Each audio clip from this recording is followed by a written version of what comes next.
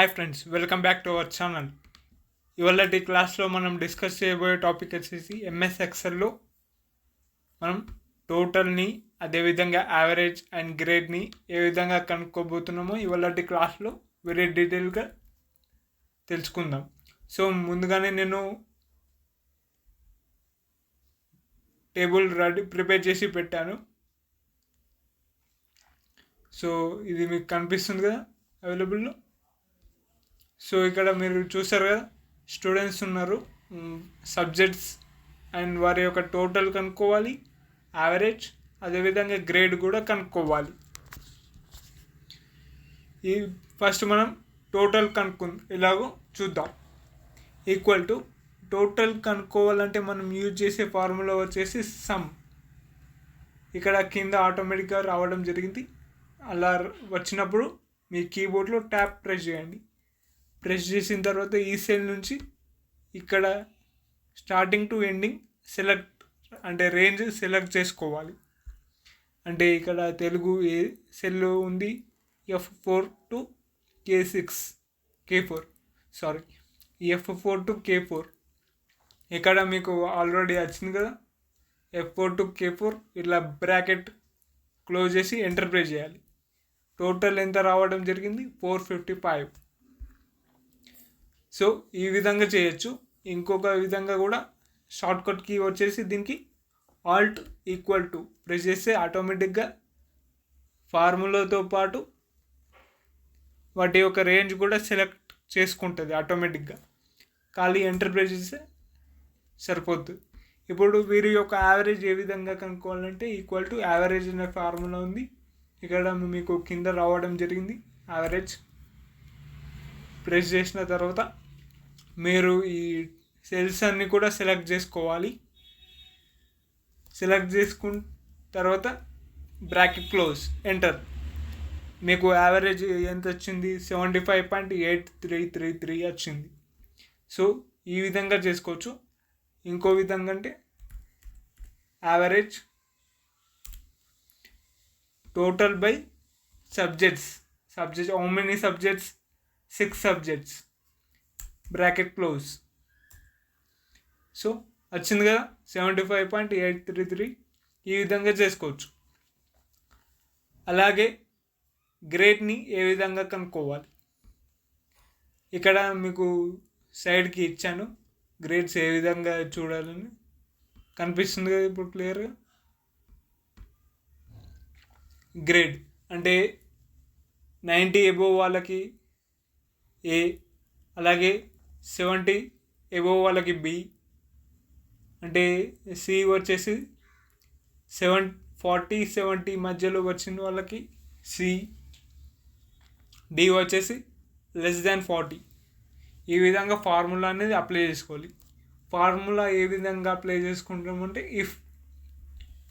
If formula use చేస్తాం. Equal to if tab logical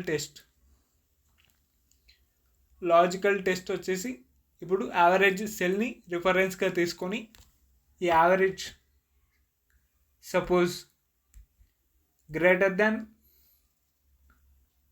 90 greater దాన్ 90 వచ్చిన వాళ్ళు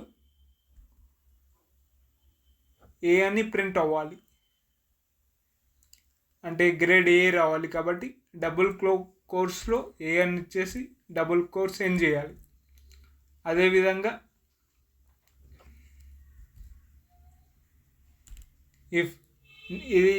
ఇఫ్లో నెస్టెడ్ ఇఫ్ అంటారు. నెస్టెడ్ ఇఫ్ మళ్ళీ ఓపెన్ చేసుకొని లాజికల్ టెస్ట్